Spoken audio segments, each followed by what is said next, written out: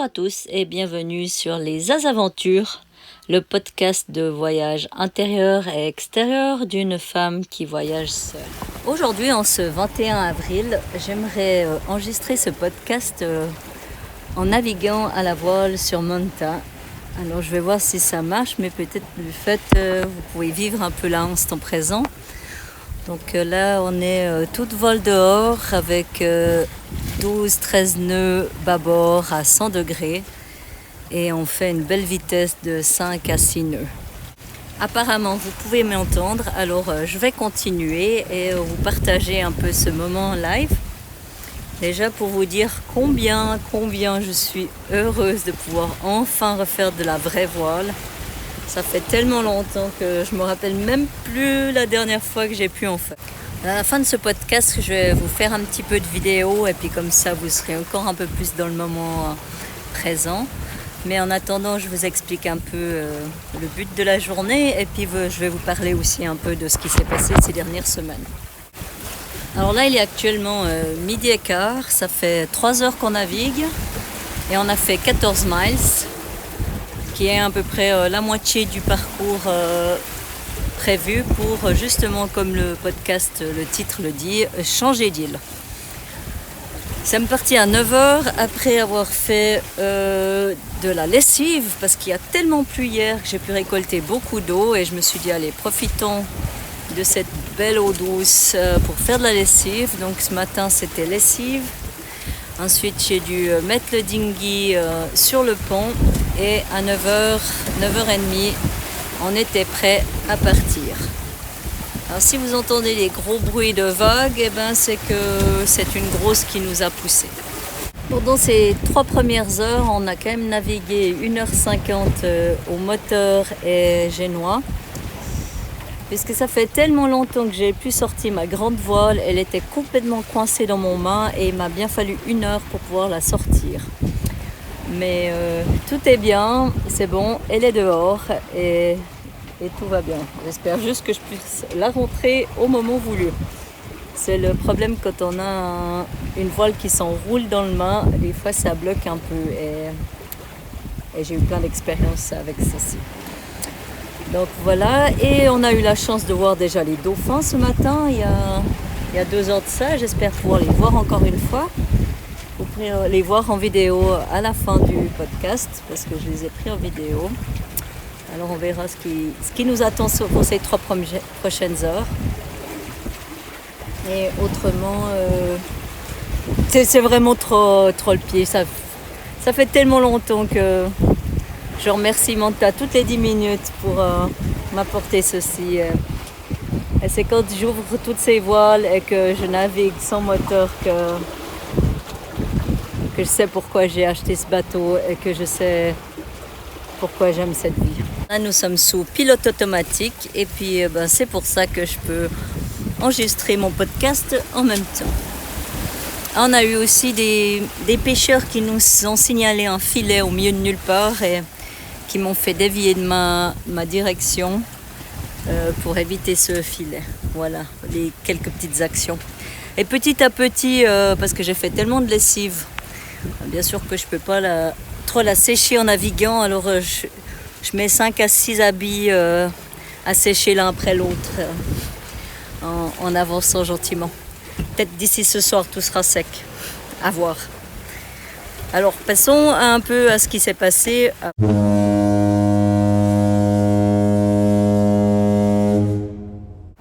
Alors pour commencer, je vais vous expliquer comment ça se fait que j'ai ce bon vent actuellement pour m'amener à Guimeras. Donc c'est l'île que je prévoyais d'aller depuis un long moment. Mais de cette saison, normalement, j'ai le vent dans le nez. Et grâce au typhon qui vient de passer sur la côte est des Philippines, ça attire ce vent contre lui. Et donc au lieu d'être nord-est, le vent est sud-ouest. Donc il est juste parfait pour moi aujourd'hui. Mais c'est pas sans peine, parce que ça fait quelques jours que ce typhon a changé la météo ici. Et on a eu, par exemple hier, on a eu énormément de pluie et énormément de gros vent. des pointes qui sont montées à 30-35 nœuds où j'étais protégée. Mais là aussi, j'ai dû me déplacer seulement 4 fois sans que ça soit planifié ces 3 derniers jours pour essayer de me protéger le plus possible de la grosse houle qui rentrait à cause de ce vent. Parce que vu que je suis sur la côte ouest de Negros, et bien sûr que le vent venait d'ouest, donc il fallait trouver des endroits protégés. Ce qui n'était pas chose facile. Et finalement hier, je me suis donné un dernier endroit à me déplacer. Je suis partie à 5h30 du matin, vraiment à la première lueur, pour arriver à 8h dans cette baie remplie de pêcheurs. Donc j'étais parmi tous les bateaux de pêcheurs, j'étais un peu l'attraction pour tous. Et c'était un timing parfait parce qu'une demi-heure après que je sois arrivée, il y a les premiers grains qui sont arrivés, la première grosse pluie, les premiers gros vents. Donc j'étais assez contente d'être arrivée avant tout ceci. Pour vous donner un petit peu d'idée, avant la nuit dernière, j'ai eu 5 nuits de suite où j'ai dû avoir dormi en 3 et 5 heures seulement à cause justement des conditions météorologiques. Et j'ai eu une cliente pendant 3 jours le week-end dernier. Elle m'a rejoint à Danjungan, une île de réserve marine, où il y avait un nid de tortues qui allait éclore pendant le week-end. Et en effet, la nuit de vendredi à samedi, on a eu la chance de voir tous ces bébés tortues, environ 140, se promener sur la plage, à rejoindre l'eau et nager au large. C'était vraiment de toute beauté et je vais mettre en lien un petit film. Ainsi, vous pouvez vous rendre compte de ce que c'est des petites tortues qui marchent sur la plage et qui rejoignent l'eau. Pour avoir la chance d'avoir vu cette incroyable partie de la vie sur Terre, et c'est pas sans peine parce que là aussi le vent n'arrêtait pas de tourner. Donc une fois j'étais sur la côte est de l'île.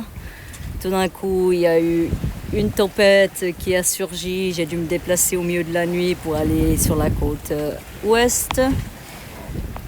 Et ensuite, c'était prévu de retourner sur la côte est, vu que ce vent venant du typhon était prévu venant de l'ouest. Donc après avoir vu les tortues avec ma cliente, nous sommes retournés sur la côte est pour passer une dernière soirée ensemble et elle aurait continué sa route. Elle serait rentrée chez elle. Non, en fait, on avait encore 2 soirs. Et donc, c'était samedi soir, donc on était sur une bouée parce que c'est que du récif, on ne peut pas ancrer. On était en train de manger notre bonne salade pour le dîner, en rigolant et en discutant. Quand soudain je vois que Manta, elle avait une position pas tout à fait normale par rapport au vent, même s'il n'y avait pas énormément de vent, mais elle n'était pas tournée correctement. Et il fait déjà nuit, c'est 8h du soir, et là je prends la torche, je regarde, et en effet, la mort a cassé. On était en train de... Heureusement, le vent venait de l'île, donc elle nous poussait au large, mais on est en train de dériver au large avec une partie de la mort. Donc navigation de nuit pour trouver un endroit pour être protégé. Et dès qu'on sort de l'île, bien sûr, la grosse houle nous arrive dessus. Une expérience de voile de nuit pour mon ami qui était à bord, qui voulait justement faire de l'expérience de voile. On a essayé durant la journée, mais bien sûr que quand on voulait essayer, le vent était tombé. Donc elle a eu son lot pendant la nuit avec vraiment des grosses houles. Et j'ai pu expérimenter pour la première fois justement mes nouvelles fenêtres que je n'avais pas fermées. Celle de la cuisine n'était pas fermée et une vague nous a pris sur le côté. Donc vous imaginez bien l'eau salée à l'intérieur, il y en avait partout, c'était trop. Il y a tout qui avait bougé dans le bateau aussi avec cette grosse houle. Mais c'était qu'une navigation d'1 heure, on a fait 3/4 d'heure à la voile et on a réussi à s'ancrer dans une baie un petit peu protégée qui n'était pas plus mal. C'était la plus proche de toute manière à ce moment-là. Elle est restée encore un jour à bord dans cette baie avec moi où on n'a pas fait grand chose, journée relaxation et tranquille ensemble. Et elle est restée encore une nuit et le lendemain je l'ai posée à terre en dinghy où là déjà la houle était beaucoup plus entrante dans la baie que la veille. Et donc je l'ai posée à terre, elle rentrait chez elle et moi je suis revenue sur Manta. J'ai essayé de me reposer parce que de nouveau j'avais quelques heures de sommeil depuis ces dernières nuits. Et à 2h de l'après-midi, j'ai décidé, ok, je ne vais pas rester ici parce que vraiment la houle, elle commençait à rentrer de plus en plus. C'était vraiment pas très confortable. Donc houle de face, cul contre la plage, c'est pas les meilleures positions qu'on aime avoir notre bateau. Et il y avait une petite île à 1,5 miles devant moi où je me suis dit, il y avait un banc de sable, ça devait être un peu plus protégé, je serais un peu plus protégée par l'île, donc essayons. Donc voilà, à 2h30, je lève l'ancre et je vais sur cette île, donc c'est 1,5 miles, ça me prend 1 heure parce que la houle est tellement grande et puis le vent est tellement grand, donc je suis au moteur, Manta se bat. Je tire l'annexe aussi qui a le moteur, donc vraiment on n'avance pas vite. Mais on y parvient et j'arrive dans c'est pas une baie, c'est vraiment juste un banc de sable protégé un peu par l'île. Mais bien sûr que la houle vient de chaque côté de l'île. Mais c'était quand même un petit peu plus reposant que où j'étais, donc j'ai décidé de rester là pour la nuit. Une autre nuit pas très confortable, mais mieux que où j'étais la veille. Et c'est pour ça que le lendemain, je suis partie à 5h pour trouver la baie de pêcheurs dont je vous ai parlé précédemment. Donc voilà à peu près mes quelques derniers jours de fight, sans compter cette énorme houle qui nous a secoués dans tous les sens. Demandez à Pépette, elle aussi. Du reste, là, si vous voulez savoir où elle se trouve, elle est sous le bureau, il y a un trou. Et quand on navigue et qu'il y a beaucoup de mouvements comme il y a actuellement, elle préfère rester dans ce trou. Elle a l'air déjà d'être un peu moins malade parce que dès qu'on est ressorti de Negros de la baie il y a 1 mois et demi, elle était un peu plus malade que ça. Donc ça a l'air d'aller mieux, mais elle n'aime pas trop ce mouvement. Elle est sortie il y a une demi-heure juste pour faire coucou, mais elle est retournée dans son trou. Et puisque je parle de Papette, elle a fêté ses 3 ans en début du mois. Et j'ai fait une petite vidéo en son honneur pour ses 3 ans et je mettrai le lien ci-dessous pour ceux qui ne l'ont pas vu.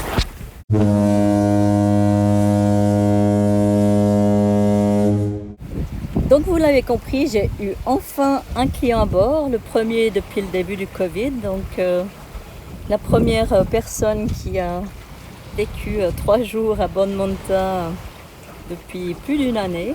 Elle a pu du reste inaugurer la nouvelle cabine arrière. Et aussi mon premier salaire, enfin mon deuxième, parce que j'ai eu l'occasion de faire un cours de plongée aussi à Pâques à mon ami Filipino. J'ai pu donner un advance. Donc voilà les 2 petits salaires que j'ai reçus depuis plus d'1 année. Donc pour vous donner une ordre de grandeur, c'est l'équivalent de 550 francs que je me suis fait ces 2 dernières semaines. Et c'est mon premier salaire depuis avril l'année passée. Voilà. Si je vous parle de ceci, c'est pour vous donner une ordre de grandeur. C'est pas pour vous demander de l'argent, ne vous inquiétez pas. J'ai encore des réserves et heureusement, comme ça je peux y vivre dessus. Donc, encore quelques petits mots pour vous expliquer ce que j'ai fait ces quelques dernières semaines. Donc là, je suis restée justement à Sipalai, qui est sur la côte ouest de Negros, qui est le premier arrêt que j'ai fait depuis que je suis partie de ma baie de Tombobo. Malgré que j'ai premier arrêt, mais j'ai beaucoup bougé sur le long de la côte, entre Sipalai et Dajungan. Il y a plein de petites îles, il y a plein de baies, donc je n'ai pas arrêté de bouger en permanence. C'est pas que je suis restée à un endroit pendant 3 semaines, d'accord. Donc j'ai plongé, j'ai fait ce cours d'advance à ma copine Filipino. Cette famille que j'ai rencontrée, que je vous ai parlé déjà dans le podcast d'avant, que j'ai revu plusieurs fois. J'ai passé du temps avec et j'ai passé aussi, il y a un des voiliers de Tombobo qui est arrivé, avec qui j'ai aussi passé un petit moment avec. Et les quelques personnes que j'ai rencontrées, par-ci par-là. Mais plus je passais du temps avec ces gens, plus je remarquais qu'il y a toujours quelque chose derrière en fait. Il n'y a pas juste une simple amitié, il y a une attente derrière. Et ça commençait à me déranger. Il n'y a pas une amitié sans une attente derrière ici.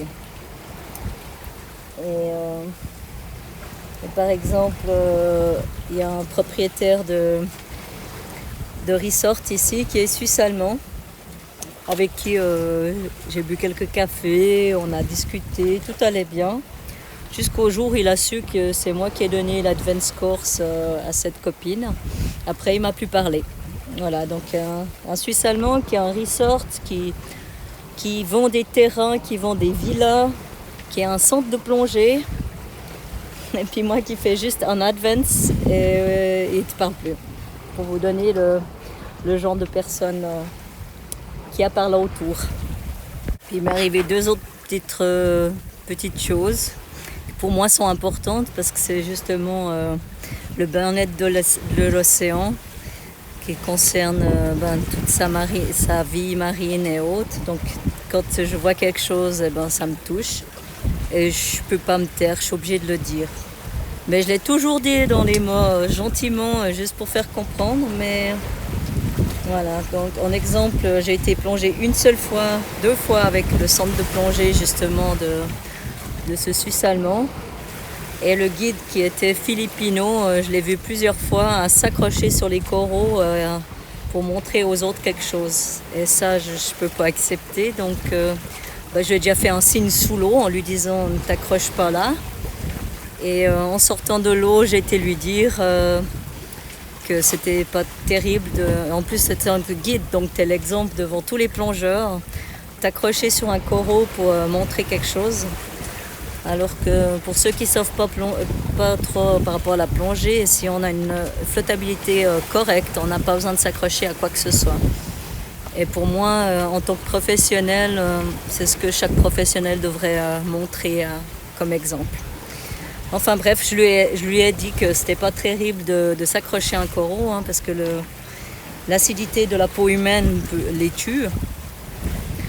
Et là, il m'a juste répondu non, c'était pas un coraux, c'était un caillou. Comme si je savais pas la différence de coraux ou caillou. Enfin bref. Et devinez quoi, il m'évitait après ceci, bien entendu. Et ces derniers jours sur cette île qui est une réserve marine de Danjungan, donc, il vous demande de payer des fees pour la bouée, pour vous-même, pour aller à terre. Donc, une grande question d'argent.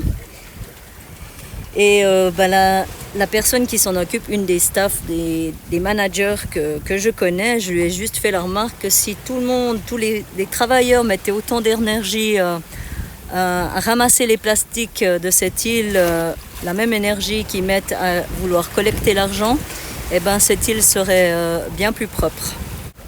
Parce que j'en ai vu des plastiques, et pas qu'un petit peu, pour une île qui est soi-disant une réserve marine. Et j'en ai même ramassé moi-même un gros sac de riz. Mais voilà, mais l'énergie, je crois qu'on a bien demandé 5 à 10 fois quand c'est que j'allais payer mes fees, quand c'est et où, avec qui et autres. Donc toute cette énergie, s'ils le mettraient vraiment à ramasser leur plastique, l'île serait bien plus belle. Mais apparemment mon observation n'a pas été bien entendue et devinez quoi, on ne me parle plus. Voilà, avec toutes ces petites histoires qui me confirment que c'est le moment de bouger et de changer d'île. Donc voilà, du coup je suis très contente d'être là à ce moment-là, en train de naviguer toute voile dehors. Manta vole, fonce, pour le plaisir de Pépette et de son capitaine. Vraiment, quel plaisir de se retrouver ici. Ça fait tellement longtemps qu'on n'a pas navigué de cette manière, vraiment, toute voile dehors, avec un joli vent de 12-15 nœuds. Le pied, ouh, Manta, elle vole. Vas-y, Manta!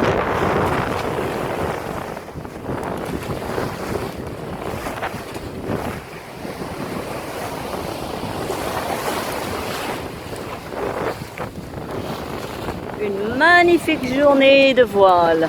Enfin.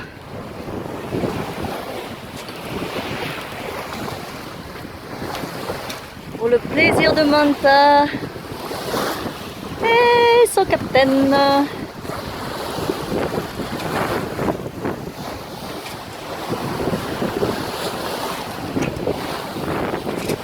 Un petit peu au rock'n'roll comme vous pouvez le voir, mais bon, on s'en fout.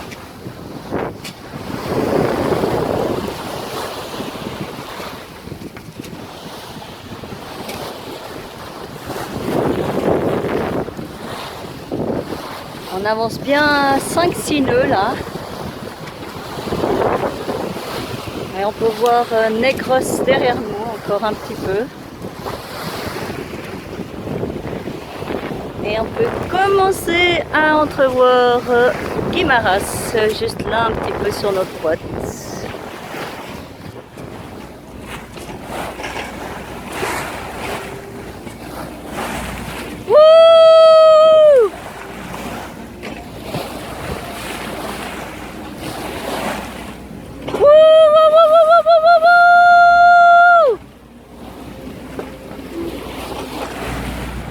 Alors voici Guimaras et comme vous pouvez le voir, il pleut sur Guimaras et la question est, va-t-on se prendre la pluie? Nous sommes à 1 heure d'arrivée et pour l'instant tout va bien. Voilà ma lessive qui sèche gentiment. Nous y arrivons, voilà le sud-ouest de Guimaras avec ses magnifiques falaises, ses grosses vagues comme vous pouvez le voir. On va passer là au milieu. Alors je vous laisse parce que je vais diriger Manta. Voilà, nous allons enlever le génois et là nous allons passer à travers ces rochers. On a 18 mètres de fond pour l'instant, avec juste la grande voile dehors. Voilà ces beaux rochers. On passe, c'est à 25 mètres de fond. Regardez ces magnifiques grottes qu'il y a là. Et on a la houle et le vent dans le dos maintenant qui nous pousse à l'intérieur de cette baie. On fait du 3-4 nœuds encore. Et là-bas au fond, on va être protégé de tous ces remue-ménages. À toutes. Le point bleu, c'est nous. J'essaie de faire en naviguant. Hein. On est rentré là et on va aller dans cette baie ici. Voilà. Et pour vous montrer, là, il y a une sorte de viewpoint. On est toujours sous grande voile. Et la mer commence à se calmer gentiment. On est bientôt dehors de la grosse houle. Et là, il faut que je vous montre tout autour parce que c'est d'une beauté incroyable. Moi, je kiffe. Regardez-moi ça comme c'est beau de rentrer dans cette baie sous grande voile, entouré de toutes ces petites îles, ces rochers. On est enfin au calme. Après 6 heures de navigation et on sait qu'il y a de la grosse houle là-dehors, mais c'est tellement beau d'être au calme ici. Waouh! Et je vous fais encore une dernière petite vidéo une fois qu'on est ancré. Et vous l'aurez vu en live. Mais voilà, quand on appelle timing perfect timing, on a juste eu le temps d'ancrer et regardez derrière. Voilà, je vais pas vous mettre en pleine pluie, mais voilà, c'est le déluge. C'est le déluge, ça pleut de partout. Et nous, on a juste ancré. Youhou! Bon, moi, je vous laisse, hein, je vais aller prendre ma douche. Bye bye! Et voilà, donc vous avez pu vivre un petit instant en live cette aventure à la voile. J'espère que ça vous a plu et merci infiniment d'être resté jusqu'à la fin de ce podcast qui est un petit peu long. Ben voilà, Alors à bientôt et gros bisous à vous.